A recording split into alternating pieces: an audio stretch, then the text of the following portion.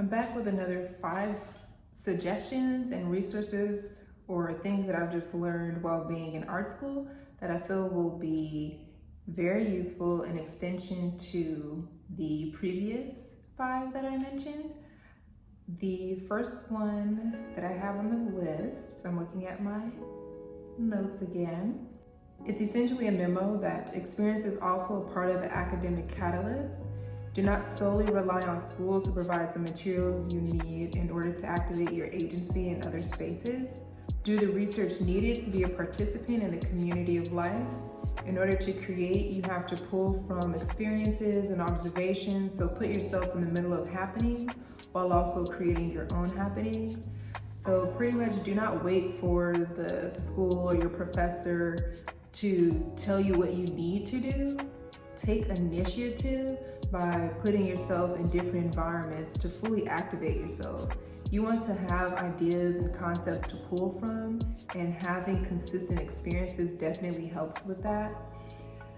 Asking questions and holding honest, candid conversations. Be attentive and take mental notes to reflect on later.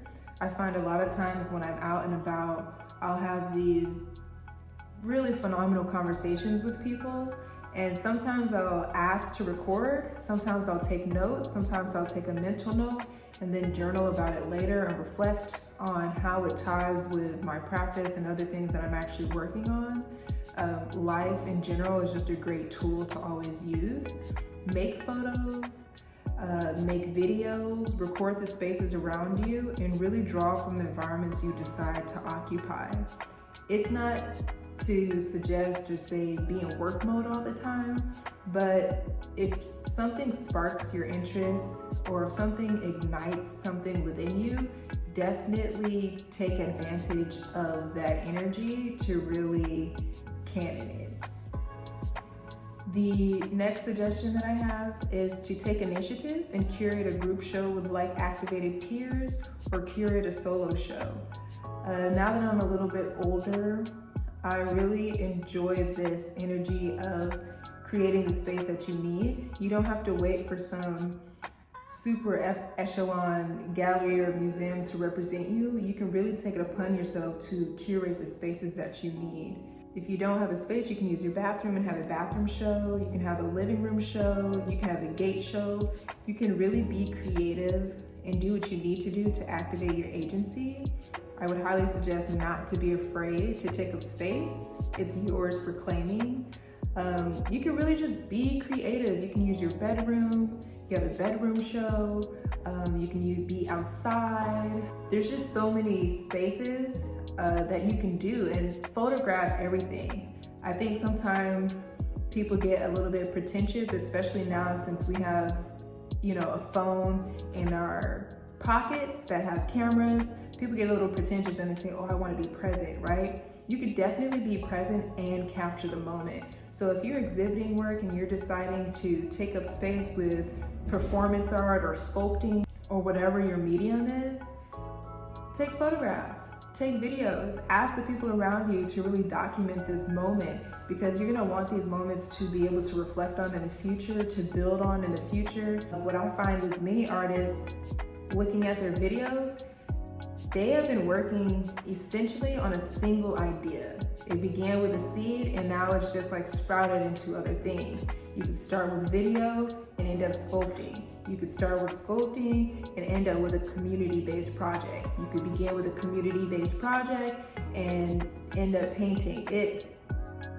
Do not limit yourself. So just begin and have a lot of courage and do what you need to do. I've definitely had shows and shown my work in definitely odd places, but all in all, I feel like the experience was well worth it, because now I know what I want, but I also know that I don't know what I want. So I'm still very open to the ways of which I can share what it is that I'm creating. The next suggestion that I have that I feel is probably one of the most imperative, definitely should be at the top of your list, is to schedule meetings with your academic advisors and professors and deans and build organic relationships and maintain them.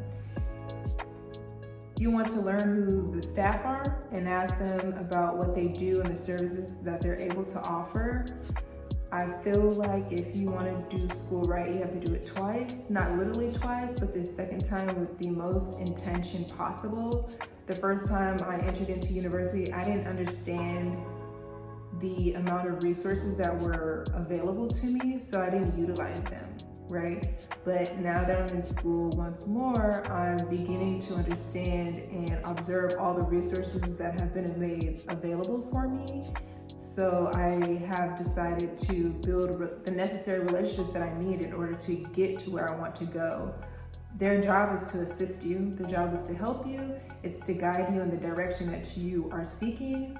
I don't take no for an answer, and I just continue to inquire until I receive the answer and resources that I need. Sometimes you may ask the first person and it may seem like, oh my gosh, I'll never be able to get what I need, but you have to keep going because there's always someone who can guide you to another person. And sometimes they may lead you to someone who's not even related or attached to the university. But the idea is that the university has the resources to get you to where you need to be. Most schools have a directory that has been made available online. So you can also take the time to see who the staff are, who is working for the school, who do you need to contact. I mean, it's just like this organic thing, but you need to know who works for the school, but also works for you because it's helpful in the long run. Like genuinely, it's truly helpful. There are advisors and professors that I consistently email who have emailed me and have taken their sweet and precious time to share information with me that I'm super thankful and grateful for, but they show up when you show up. So show up for yourself. Again, something that I mentioned, but I'm gonna read it verbatim here, is every university has a campus directory. You can direct your questions at the source, and if you are unsure where to begin, you can always go to student services or admissions. So if you just simply, it's too much, it feels overwhelming, go into one office, ask a question, go into another office, and make sure that you pretty much have a map of every building and office on your campus, and to exercise your ability to inquire and learn. The next that I have on my list is remain in good academic standing so that you may leverage your studies and impact for current and future opportunities. I had read this tweet like a month ago and it said that grades didn't matter. And I thought that was so interesting because on one hand, one could say, you know, like grades don't matter. But when you are able to leverage good grades, good academic standing, that's when it matters the most. It almost becomes it's a different type of currency, because if they didn't matter, then D's and F's would still allow people to matriculate on to the next semester or the next courses that they ideally need. So grades do matter. Do your personal best. Straight A's is not, how can I say? Do not pursue straight A's through like memorization. I mean, art school, you don't really have to memorize anything per se.